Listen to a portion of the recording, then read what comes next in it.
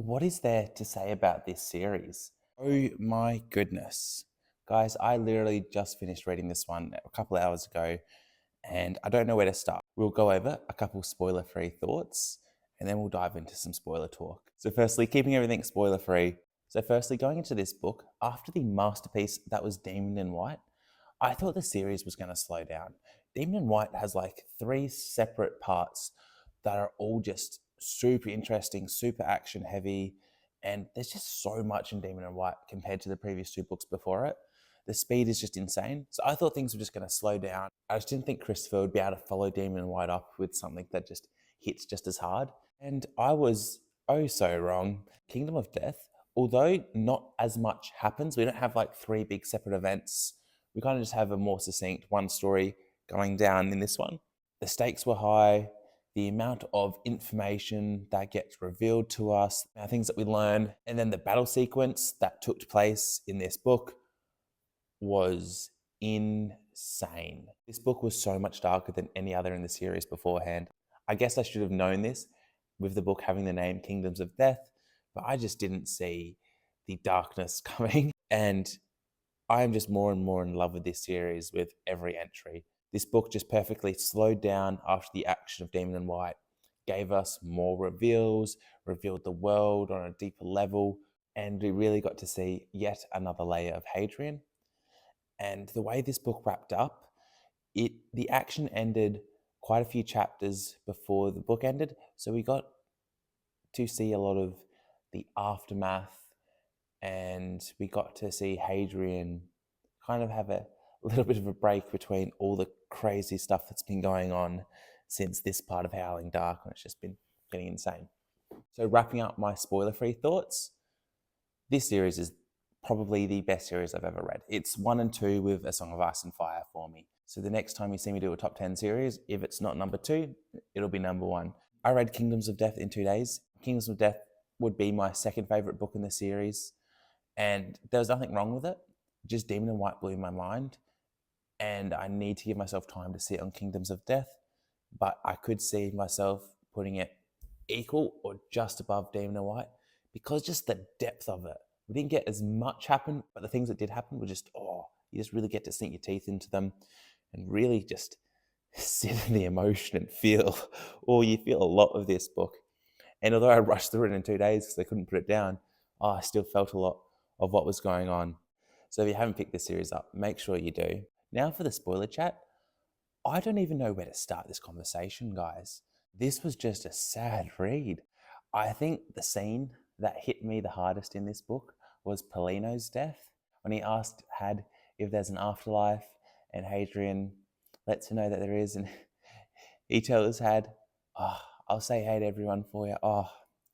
That one really, that hit so deep because right after that, he's like, give him hell. I just had to stop after that for a second and just sit things down. Just everyone just kept dying, and we're like, who's going to make it through? Then Corvo sacrificing herself, like you could feel something was not right. Why wasn't she responding to Had when he was trying to call to her to see what was going on? There was so many emotions in this book. And then we had Gibson's death at the end. And now there's a whole nother thing that I need to find out about. Who is Gibson's kid? Who have they grown up into becoming? Are we going to see Livy appear later in the series now? Had getting those 9 years of Gibson was a nice treat. He's just been through so much. Just to be able to chill out for a little bit, I liked that for him. Now things are just going to ramp up again. Ashes of Man, I'm going to pick it up later tonight. I can't not continue reading this series. I just need to know what happens now. Probably by the end of the week, I would have finished Ashes of Man and Disquiet Gods. I need to catch up. If you are reading the main series, but you haven't read the little side stories yet, I highly recommend that you do, because there's just little things from a couple of the stories that feed into this bigger story. And you're like, oh, wait, I read about this guy in this little novella. It's fun. I guess another thing I should mention is Siriani Doriaika and how much time we got to spend with him. I really like him as a villain.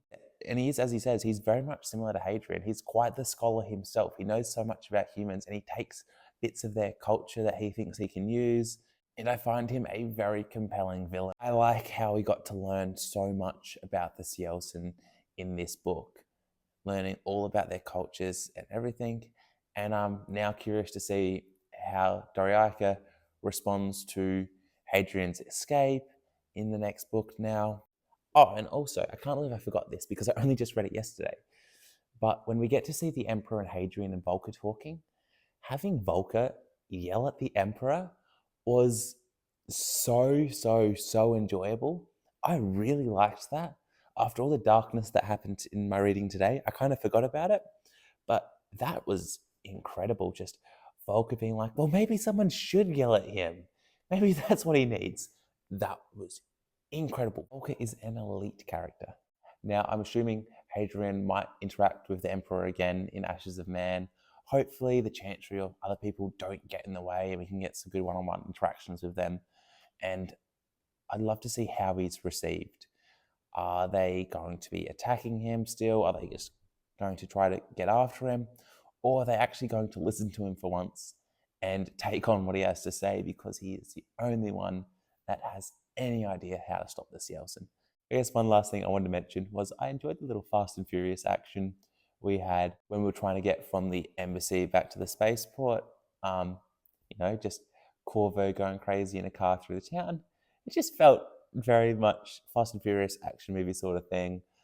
And seeing that in a sci-fi, it was just a fun little entry.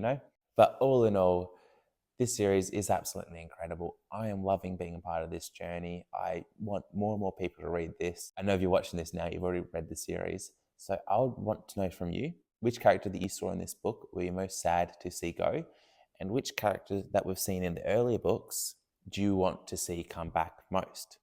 So for me, the character I want to see come back most is Crispin. I really liked Crispin in The Lesser Devil. I even liked him in The Empire of Silence. I was really curious what his relationship with Hadrian was like because he always just put himself out there, but Hadrian was just such an ass in Empire of Silence. And I think the character I was saddest to see go was Corvo, just with how much of a badass she was. But the saddest death was Paulino's. Oh, you know what? Maybe it was Gibson's death. I do like just like the mentor sort of relationship, so maybe that's my saddest. Anyway, thank you guys so much for watching this video. I hope you're having a great day and you're having a great time reading. Make sure you like the video, leave me a comment, let me know what you think of this series. Have a great day.